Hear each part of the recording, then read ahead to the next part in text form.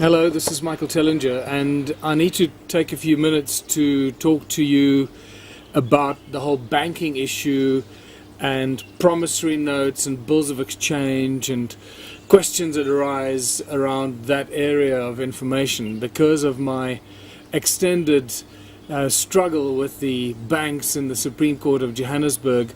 I have come to learn a great deal about this subject and found a lot of interesting information that you will only find when you actually have to stand and represent yourself in the court against what I guess could be called the highest paid lawyers in the world that represents the banks and the banksters.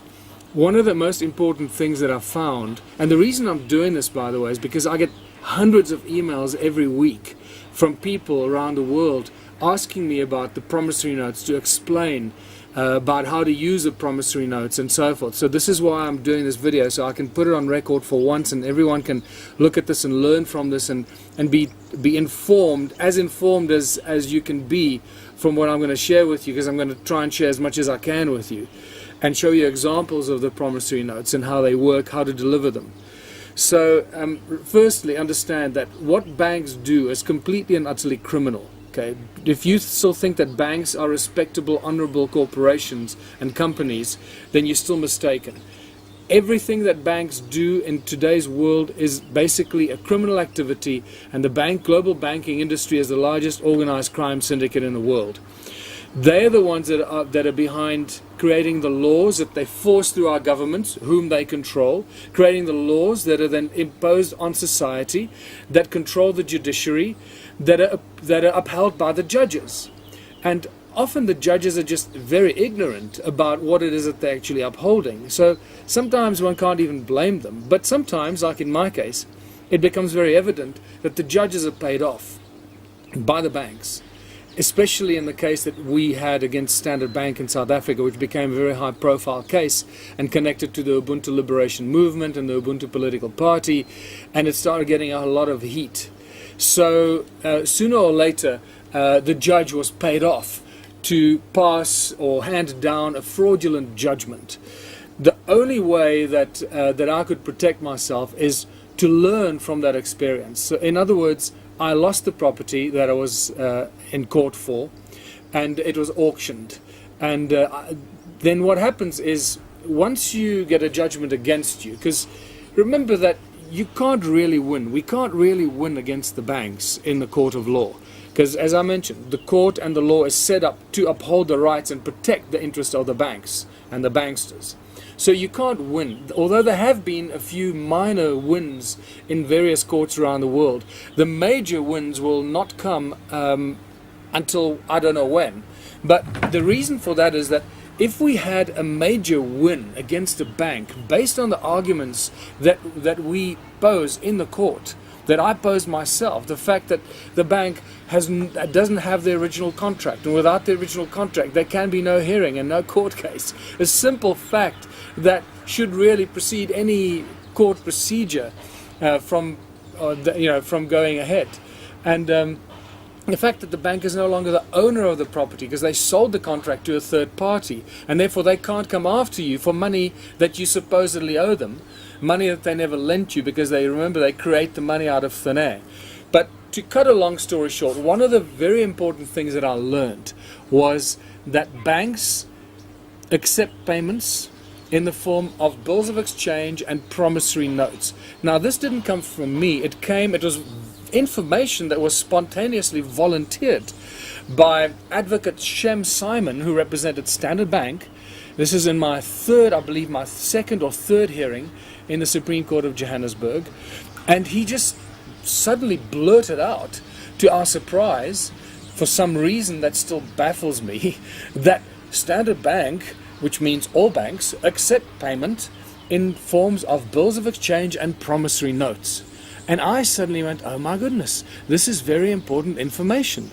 Because if I had known this, I would have been able to do something about it long before I got myself into the court and had to stand there, defend myself against the fraudulent and criminal arguments of the banks.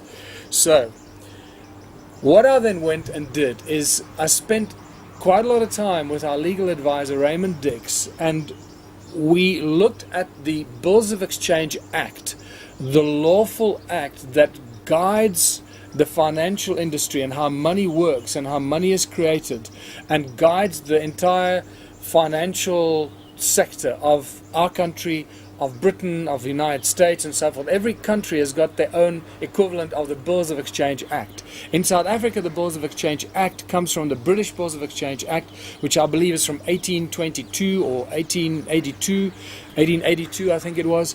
And ours is just a slight bastardization of that British Bills of Exchange Act, slanted towards the needs of the people of South Africa, or the needs of the banks that govern and control the people in South Africa. So we created what we now use as a standard promissory note. And here's a basic example of it.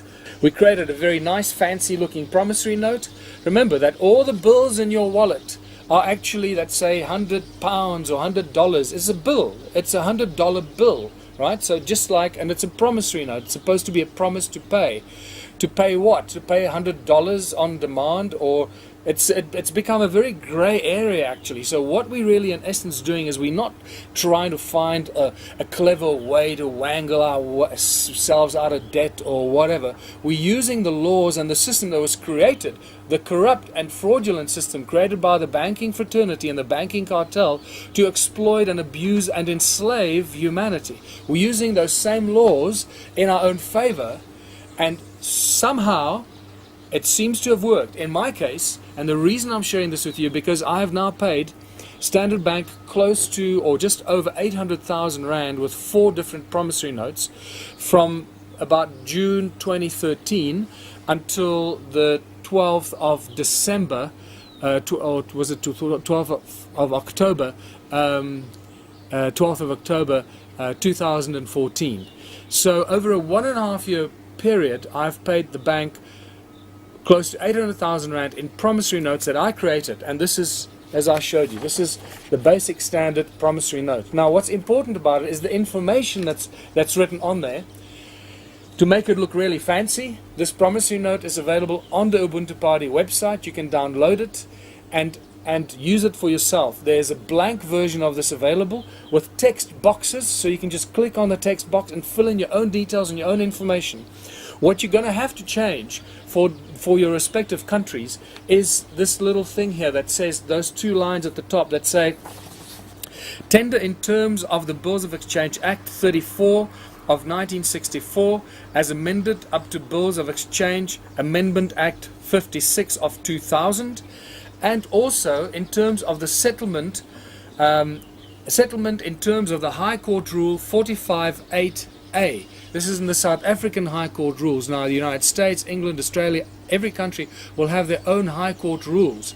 Now the High Court rules are the very strict rules that basically control the conduct in the High Court, the way papers must be served, the way they must be filled in, the way the headings must be done, and all the stuff. Now as a layperson, we don't know the High Court rules, and I had to teach myself all these High Court rules when I represented myself with the aid of a lot of very amazing people. The outcome is that we now know, I've learned all this stuff at great expense, as you now know, and 4 years of blood, sweat and tears and a lot of stress preparing myself for facing these banksters and criminals in the court of South Africa, of Johannesburg. So there's some very basic information on this promissory note. Firstly, it's called a promissory note. Then there's a space that you need to create your own code, the promissory note number, like the number on your bill, on any dollar bill or pound, you'll see there's a number. Okay, well, you make up the number because this is your note, so make up any number that's relevant to you, right? And then you write that number in there. Now then what you do is you create a little index like this one here. As you can see, there are 4 entries on this index, and these are the 4 promissory notes that I've paid. So every promissory note that I pay, I write on this index along with the index number. So I write the date, I write the name of the recipient, and all 4 recipients here are Standard Bank of South Africa, Standard Bank of South Africa, right? And then the note number, and that note number is that number over there, so that you have a record of what you've paid out and what notes you've created, because now you're creating value. Remember, Banks work with negotiable instruments. Negotiable instruments get their value from our signatures. The moment that I create this, every bill, every invoice, every statement that you sign in the bank, the moment you put your signature on that, you have turned that piece of paper into a negotiable instrument, because your signature creates the liquidity and the value in that piece of paper. So it turns it into a liquid negotiable instrument. And so this is what we're creating here. This promissory note becomes a liquid negotiable instrument with which the bank can trade. And that therein lies the interesting trick that we've encoded in this promissory note, which I'll explain to you now. So there's your promissory note index with all the promissory notes, the number, and then the amount that you made the promissory note for, and then just my own notes that it was the Standard Bank, and then the case number, and so forth. This last one that I paid is for the auction shortfall. So in other words, when they auctioned my house, the shortfall on the price of the property was about 500,000 rand, right? 500,000 rand. And then the bank still comes after you and make you pay that shortfall for the property that they auctioned. I mean, that's how criminal this thing is. It is insane. It's pure insanity. And only we can get ourselves out of this. So there's your index. Now let me show you the promissory notes. So that's what it looks like printed out on a normal piece of 80-gram bond white paper in a color printer. Very fancy looking promissory note. And then it says here, the promissory note was issued at Watervalboven in Mpumalanga, date 20 November 2014, amount 367,202 rand and 67 cents. And then you write it out like you would on a normal check, and then it says this certifies that Michael Julius Tellinger, my ID number, hereby promise to pay Standard Bank of South Africa, and then in brackets, the holder, the full amount specified on the note for value received. It's critical that it says that, for value received, so that there is an exchange of some sort that's supposed to take place here. That's also a protection method for yourself. So you can say if you haven't received any value for this note, then there can be no exchange going on. So, and then it carries on here, terms and conditions, and this is critical. That's the little terms and conditions, and then date and signature. The date that you create this note, and the signature, your signature in blue ink. This is critical. I'm going to come back to the blue ink again. Now, the terms and conditions here, I'm going to read out to you, but you can see it on the promissory note printout on the Word document that you can download of this. And it says the following, and you're going to once again have to change this. Just click on the text box and change this, that certain areas that might not apply to you, but it should be generic. And this is what it says. The payment will be made in monthly installments of 500 rand per month on the 7th day of every consecutive month until the obligation has been fulfilled. Until the obligation has been fulfilled. The obligation stated herein. Okay, we're not saying that we're going to repay or pay the full amount. We use very specific words. Until the obligation has been fulfilled. Because ultimately, no money has ever been loaned. This whole thing was created out of thin air. You were conned and suckered into signing a contract that basically turned you into a debt slave for the rest of your life on home mortgages, most of us, right? Until the obligation has been fulfilled. This, and then it gets even more important. The payment can be obtained by the holder of this note, which is the bank now, because I've given it to the bank. And it's the holder, or if the bank hands the note to someone else, that someone else becomes the holder in due course. These are all legal terms that you learn as you go through this process. So the payment can be obtained by the holder at 17 Zazim Road, Watervalboven in Mpumalanga. That's this address. So you're making them come to you to fetch the money. There's no obligation that you have to go to them to pay them. You make them come to you to fetch the money. Okay, that's your right. And then it says, I hereby give permission to the holder, the bank who holds this, or if they've sold this note to someone else, which they most likely will, because with your signature on there, you've given them a liquid negotiable instrument. All they have to do is sell it on into the markets, the stock exchange markets and the bond markets in the world.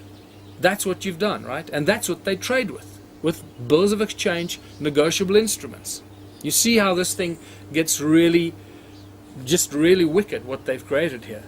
So I hereby give permission to the holder and or the holder in due course of this promissory note to use this note in any way necessary as a negotiable instrument to be financially traded on.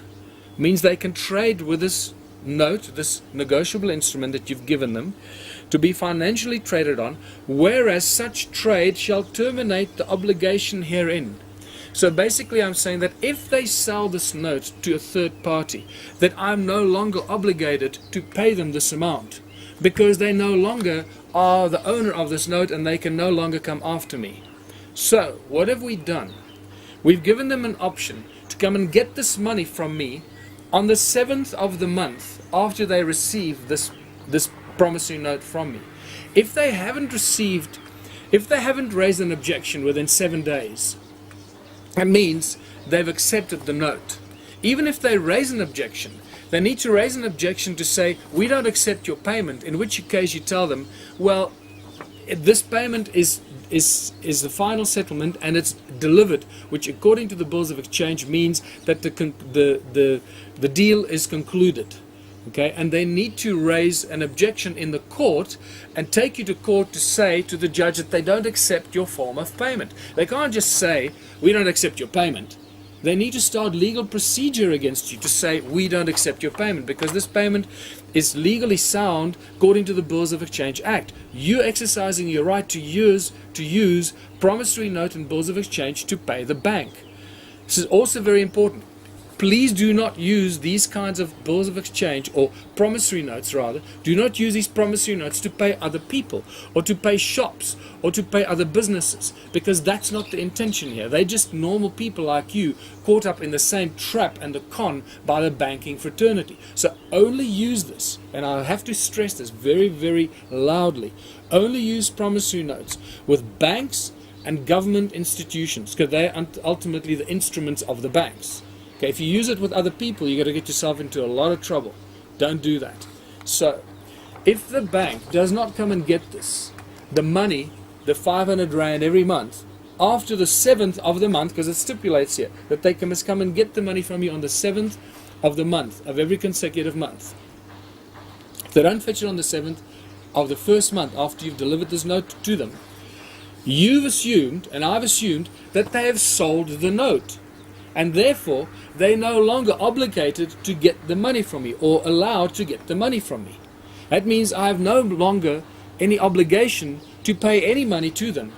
So, therewith, my obligation has ended. And this, I believe, intelligently structured promissory note based on the laws that govern the bills of exchange has now turned into a liquid negotiable instrument, and you've settled the amount outstanding to the bank. So just to show you how I do it, first of all, I printed out a whole bunch of promissory notes that I printed out on a half a page like this. The reason I do this is because when I fill this in and I sign it, I write underneath in blue ink. First of all, you sign the promissory note over there, you print it out in a printer so it's nice and neat at the top there, and then you sign it with blue ink, and underneath you write here, like you'll see here. This is the copy. This is actually a color photostat of one of the first promissory notes that I paid, and you'll see that I sign here in blue ink underneath.